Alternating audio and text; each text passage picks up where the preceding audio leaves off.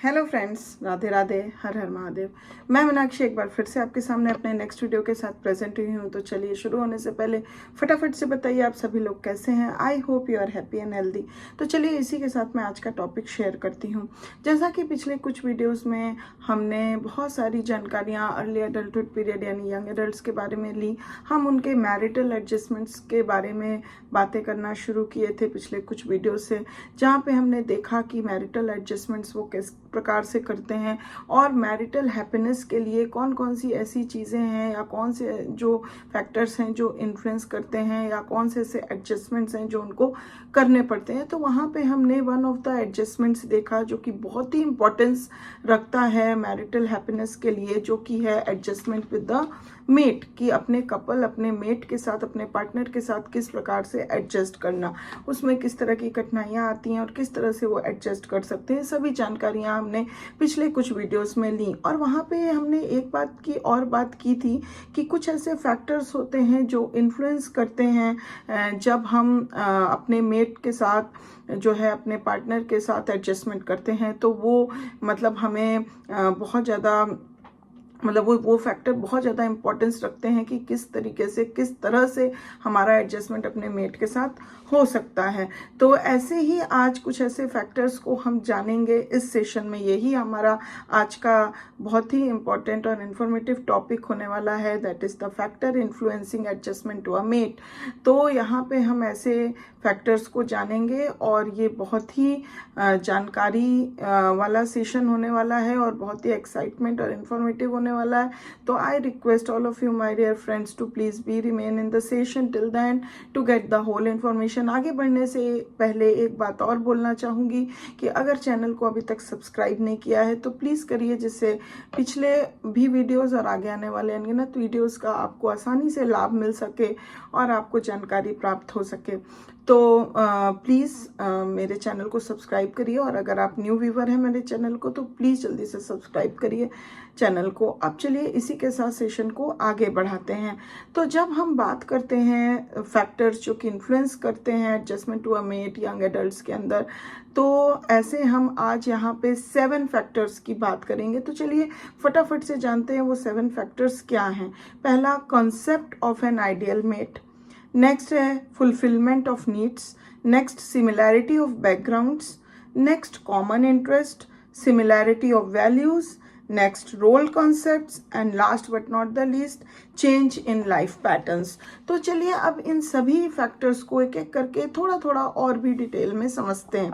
तो जब हम सबसे पहले एडजस्टमेंट की बात करेंगे, मतलब फैक्टर की जो एडजस्टमेंट हमारा मेट से होने में बहुत ज़्यादा इन्फ्लुएंस करता है, वो है concept of an ideal mate.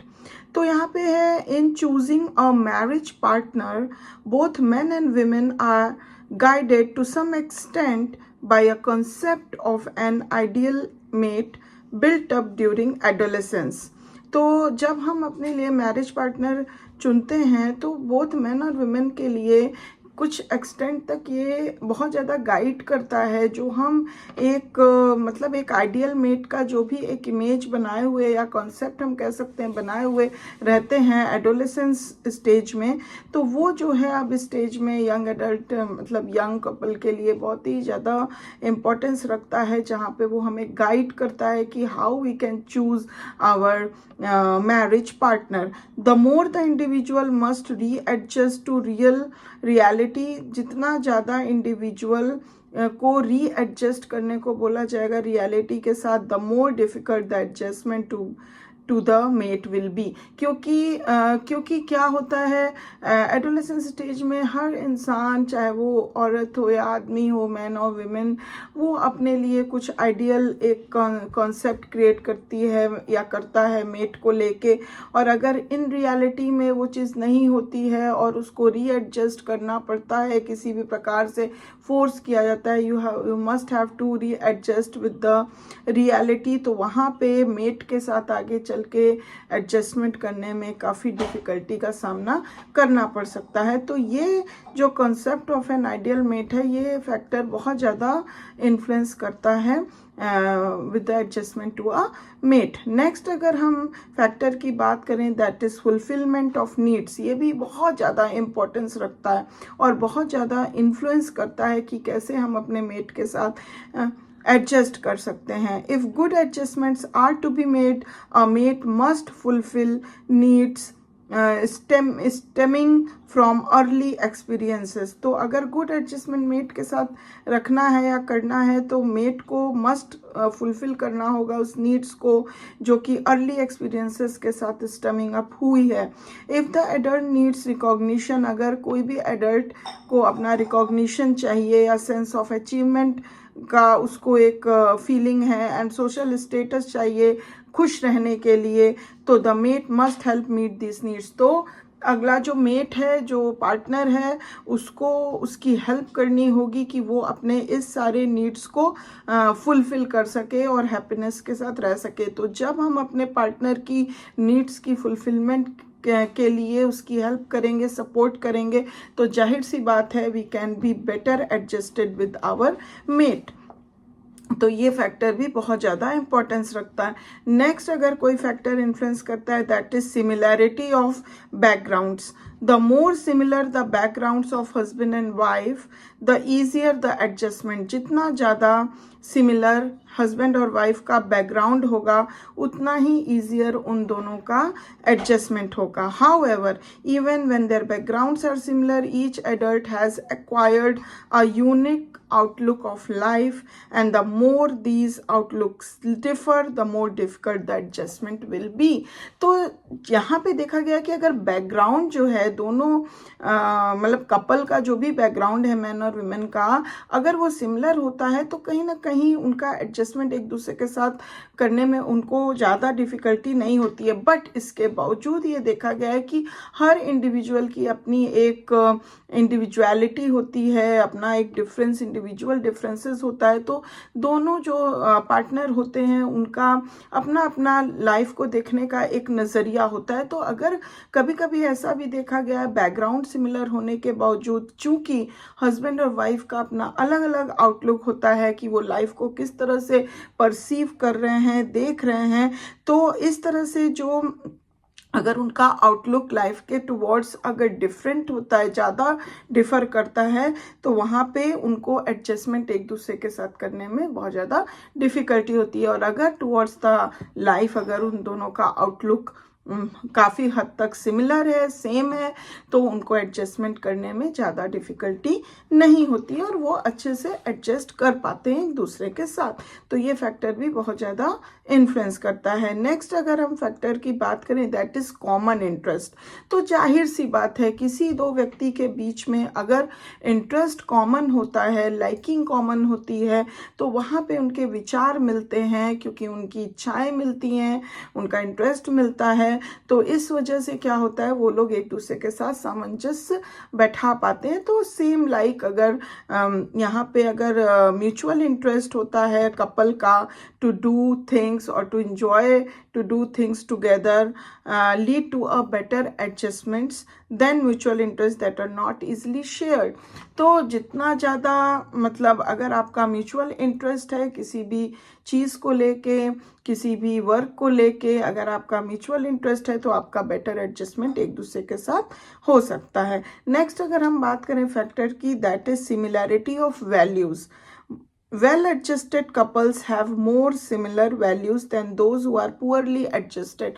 तो अगर well-adjusted couple हैं तो उनके values जो हैं वो बहुत ज़्यादा सिमिलर होंगे as compared to the couple who are poorly adjusted. Similar backgrounds are likely to produce similar values. तो यहाँ देखा गया है जिन भी कपल का बैकग्राउंड लगभग सिमिलर होता है तो वहाँ पे उनको देखा गया है कि उनके वैल्यूज़ भी जो प्रोड्यूस होते हैं वो सिमिलर ही ऑलमोस्ट पाए जाते हैं। तो इस वजह से that kind of couple are well adjusted with each other in their marital life.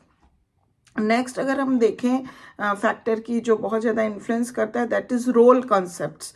Each mate has a definite concept of the role a husband and wife should play.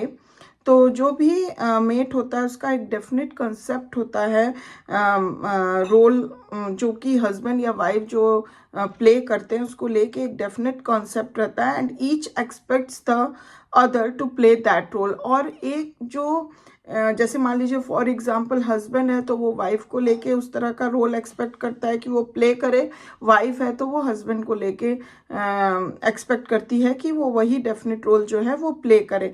When role expectations are not fulfilled conflict and poor adjustment result.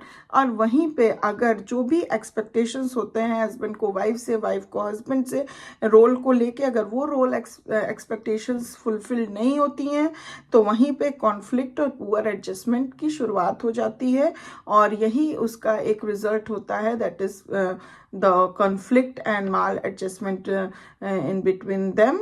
तो वहाँ पे जो है उनका poor adjustment हमको देखने को मिल सकता है। नेक्स्ट और last but not the least जो फैक्टर है जो इन्फ्लुएंस करता है वो है change in the life patterns. तो adjustment to a mate means reorganising the pattern of living. तो कहने का मतलब सबका अपना पैटर्न ऑफ लिविंग होता है। जब कोई भी दो व्यक्ति एक दूसरे के साथ मैरिज इंस्टीट्यूशन में बनते हैं, शादी करते हैं, तो उनका पूरा लाइफ पैटर्न जो है वो कहीं ना कहीं चेंज होता है और उनको रीऑर्गेनाइज करना पड़ता है खुद को दूसरे के अनुसार कहीं ना कहीं, चाहे वो वाइफ हो चाहे वो हस्बैंड हो।